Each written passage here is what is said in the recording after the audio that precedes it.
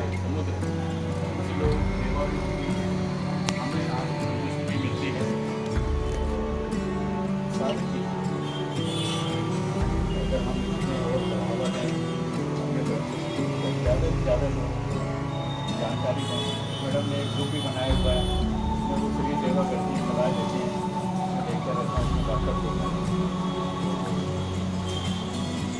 बहुत अच्छी चीज़ है, लोगों को ज़्यादा से ज़्यादा जानकारी दें, इसका प्रचार कर सकें, यही जानने में।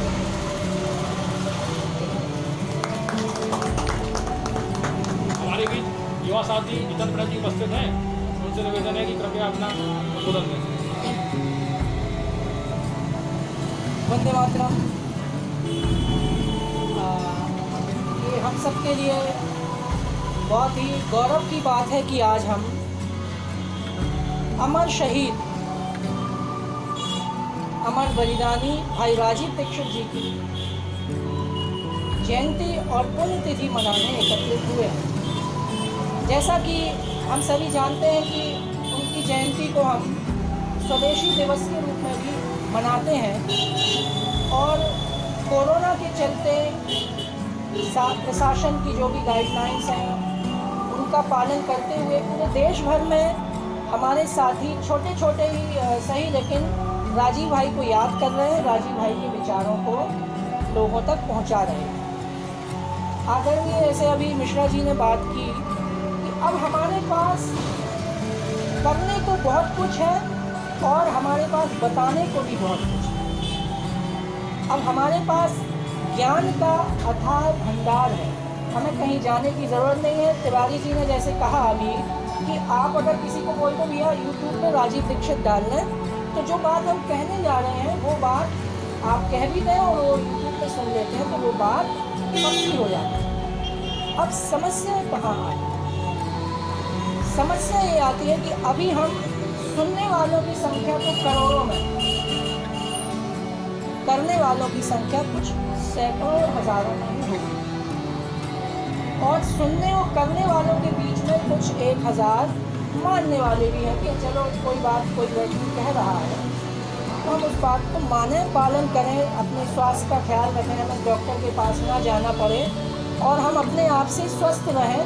अगर कोई बीमारी है छोटी मोटी तो हम अपने नुस्खों से, जो हमारी दादी नानी के नुस्खे हुआ करते थे, आयुर्वेद जिस तरह हमारी संहिताओं में दिया गया है, उन नुस्खों से हम अपने आप को स्वस्थ कर लें। तो ऐसा कुछ एक लोग मानने वाले हैं। अब हमारा जो युद्ध है, लड़ाई है, वो कोई किसी छोटी मोटी व्यवस्था या छोटी मोटी हस्ती से नहीं है, एक बहुत ही पावरफुल शक्तिशाली व्यवस्था से है जिसकी जड़ें जमीन से लेके आसमान तक में, जड़ें कह रहा हूँ मतलब आसमान तक वो जड़ें फैली हुई हैं।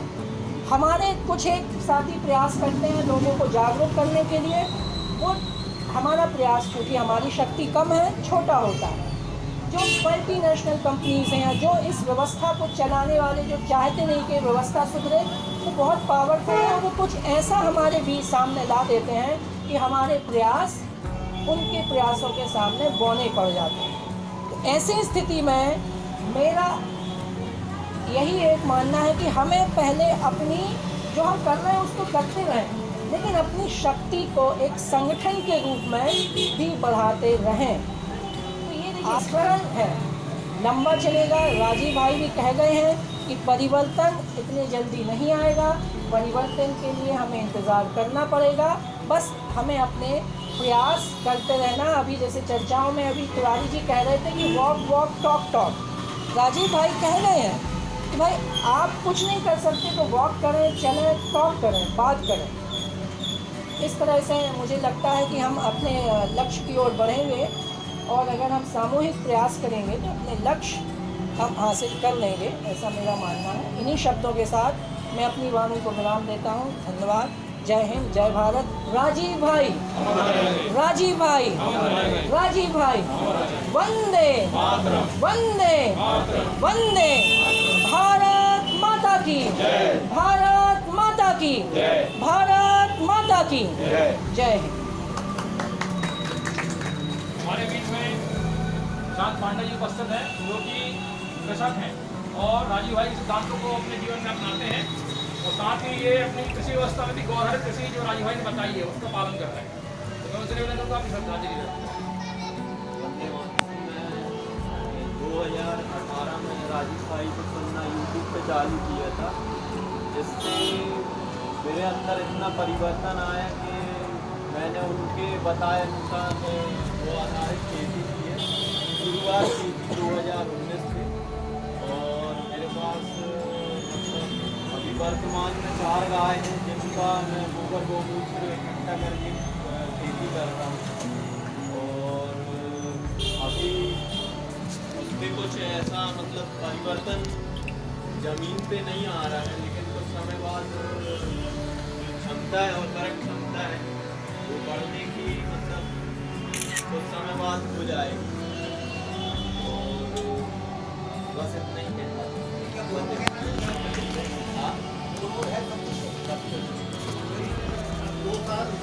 ये अपने समय का दान है। भले वो 1 घंटा नहीं दे सकते हैं तो आधे घंटे का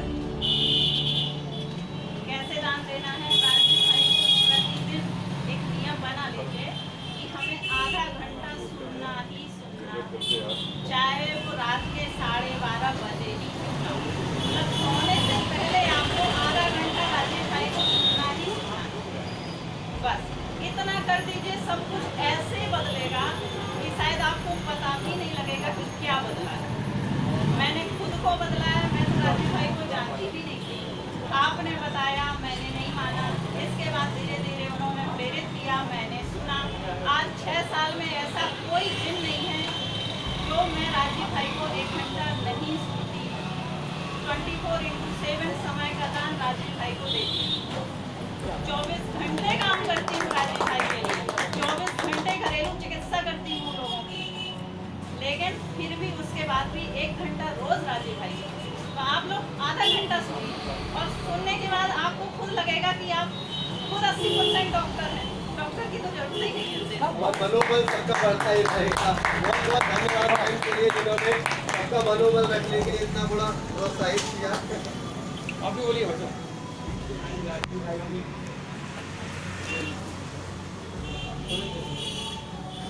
मैं काफ़ी दिनों से इनको सुन रहा हूँ, पर जबलपुर शहर में मैंने तो इससे बात ये राजीव की बात करिए या स्वदेशी चिकित्सा की बात करिए तो किससे बात। मेरा सबसे पहला तो निवेदन आप सभी भाइयों से ये है कि यहाँ जितने भी लोग हैं कम से कम महीने में एक 5-10 घंटा मिट्टी विजय और एक दूसरे का परिचय कम से कम सबसे हो। उसमें किसी को कोई समस्या है, चाहे वो पंडित हो, आयुर्वेद से संबंधित हो, या और भी राजीव भाई का जो चिंतन था वो तो संबंधित संस्कार के लिए और पूरे राष्ट्र भी समस्त लोगों का आज जितनी भी राजनीतिक पार्टियाँ सामाजिक पार्टियाँ होगी वो सिर्फ बात नहीं होती।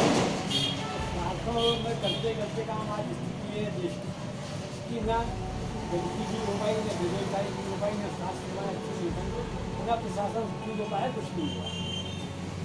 अरे हर तरफ समस्या, आप जहाँ देख लो समस्याएं मिलेंगी। आप चाहे राजनीति में चले जाओ, खेलों में चले जाओ, समाज में चले जाओ, कहीं भी। इसका मुख्य कारण ये सब राजी लोग। हमने राजीव भाई ने वो महसूस किया, मतलब कि ये जो भी इंजन के जो खुले हैं तो पूरे देश के पूरे विश्व के हित की बात करते हैं। किसी को भी कोई बात है, कोई भी जानकारी की प्रशासन बताया तो बहुत सी वीडियो एक तो नहीं, आप किसी भी विषय में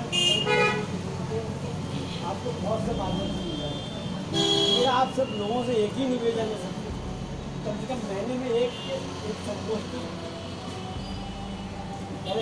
बड़े आधा घंटे 1 घंटे और राजीव भाई के विचारों को जैसे बेटी बहनी ने बोला तो आधा घंटे आप पूछेगा तो आप यदि सुधार अपना होंगे, सुधार के लिए प्रयास करना पड़ेगा। तब सिर्फ बातें करते हैं, हमने जो महसूस किया कि बातें और होती है, सुधार के लिए प्रयास नहीं होता, चाहे वो शासकीय स्तर पर हो चाहे व्यक्तिगत स्तर पर। अपन ने आज संगोष्ठी की आज कब मैं समझता हूँ पहली बार में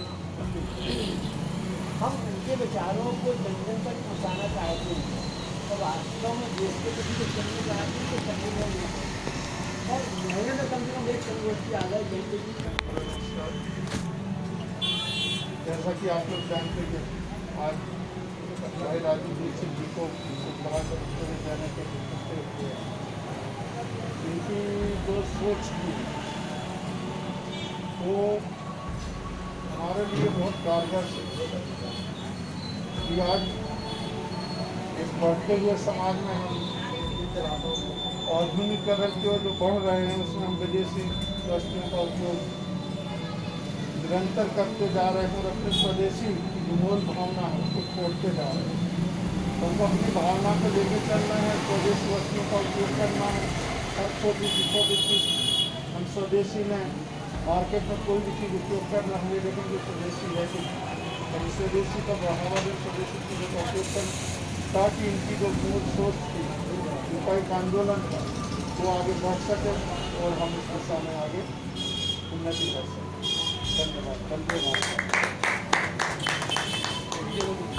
ओम प्रकाश गुप्ता जी उसमें भी आदरणीय भाई ओम प्रकाश गुप्ता जी उपस्थित हैं। ओम प्रकाश जी भी राजीव दीक्षित जी काफ़ी राजीव भाई जी काफ़ी अच्छे मतलब समर्थ अनुयायी हैं।